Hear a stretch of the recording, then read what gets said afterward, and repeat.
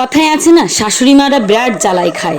দেখো সকাল সকাল কোথা থেকে একটা গ্রামের থেকে হাঁস টেনে নিয়ে আসে আমারে ধরাই দিছে। আমিও বলে দিছি যে তোমারই করতে হবে, আজকে তো শনিবার, আমি এইসব করতেও পারবো না। যতই হোক বিটার বোর কথা কি আর ফেলতে পারে, তাই জন্য সকালবেলা ওনারে দিয়ে এই কাজটা আর কি কম্বোটা শুরু করলাম। শনিবারের দিন এমনি এই জ্বালা আমার আর সহ্য হচ্ছিল না, এমনি মাছ মাংস খাই না, তারপরে আবার ধরাই দিছে একটা হাঁস এনেছি, কাটো রান্ধো বাড়ো খাও। যাই হোক, শাশুড়ির নামে এত বদনাম করবো না, শাশুড়ি কিন্তু আমার যথেষ্ট ভালো। দেখো সকালবেলা এই কাজটা একটু হেল্প তো করতেছে, তাই না? ওনারে দিয়ে এই কম্বোটা সারালাম, আমি আর পারলাম না, বললাম ওইটুকুন তো করে দাও, তারপরে আমি যা করবানি।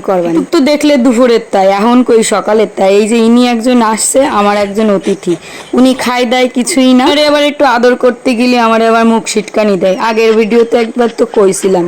কদিনই এই যে হচ্ছে আমার মাতৃভাষা, এই মাতৃভাষায় কথা করতে কিন্তু আমার বেশ ভালোই লাগে, তাই সকালবেলা দেখো ওনারে একটু দুধ দিয়ে মাখে ভাত দিয়ে দিছিলাম। এইদিকে আবার মেজের দিয়ে আমার ডাক শুরু করছে, ও সঙ্গীতা তাড়াতাড়ি আসো তাড়াতাড়ি আসো, কটা আম নিয়ে যাও। এবার তো আম টাম কিছুই হয় নাই, দুঃখও লাগে। আগের বার তো বিশাল খাওয়া খাইছিলাম, এইবার দেখ কেমন লাগে। আম খাবি কন্তে দেখ, 100 টাকা 50 টাকা করে কিলোও পাবি। আর ননদ আইছে বুঝলে, ওই জন্য আমার শাশুড়িমা সারা গ্রাম ঘুরে ঘুরে এই একটা হাঁস পাইছে। শীতকালের হাঁস তো খুব টেস্টি হয়। বাড়ির থেকে যেন জোর জার করে কইছে যে আমার মাইডা আইছে দেও দেও, তারপরে এই যে আমার শাশুড়ি মারে হাঁসটা দিই। আমার মামনি কিন্তু খুবই ভালো, তোমরা যেন এই ভিডিওটা দিয়ে একদম খারাপ ভাবে না যে কি কি কয় শাশুড়ির নামে। শাশুড়ির নামে কি ডা না কয় কয়, আমি হয়তো সামনে করছি ভিডিওর থ্রুতে, এইটা কিন্তু সবার পিছনেও মানুষের সাথে কয়। মা গলাটা তো কাটি থুয়ে গেছে, এখন আমি এই যে পরিষ্কার করার পালা, আমি এখন বসে পড়বো।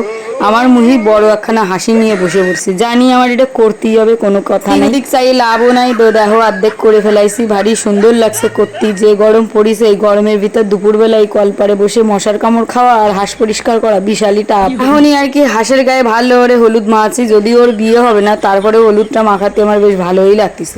ভালো করে হলুদ টলুদ মাখাইয়ে পুরাই টুরাই নিয়ে আইসি, এখন আমি ভালো করে পিস পিস করে কাটি। ওদিনই কেউ কবে যে এই হাঁসের এত সুন্দর চেহারা, দেখে তো ভালো লাগছিল না, এখন মাংস দিয়ে বাড়ি পছন্দ হয়েছে। বাবা বাসা গেছে, এখন একটু খাইয়ে দেয়ে রেডি হয়ে নিছি, এখন যাবো কনে কদিনই একটু হাঁটতি।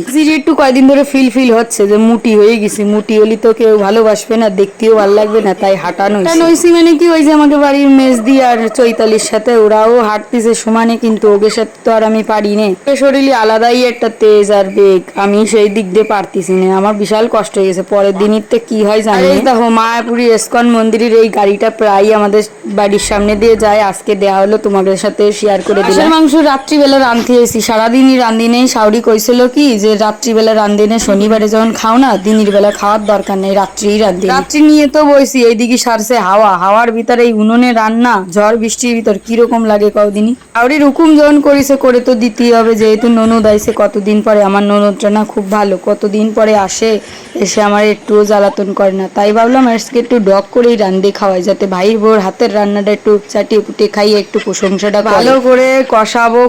কষাতি এর ভিতরে তেল ছাড়বে, তার ভিতর দেখো জ্বর শুরু হয়ে গেছে, কারেন্টটাও চলে গেছে, এখন কি করবো বুঝে পারতেছি না। এদিকে আমার বিটাটা দৌড়ই চলে আইছে, যে আমার বউটা আবার ভয় পায় নাকি, আবার গাছ পড়ে নাকি, কয়দিন আগে তো রেমাল ঝরে পড়েছিল একখানা গাছ ঘরের উপর, সে আর এক জ্বালা।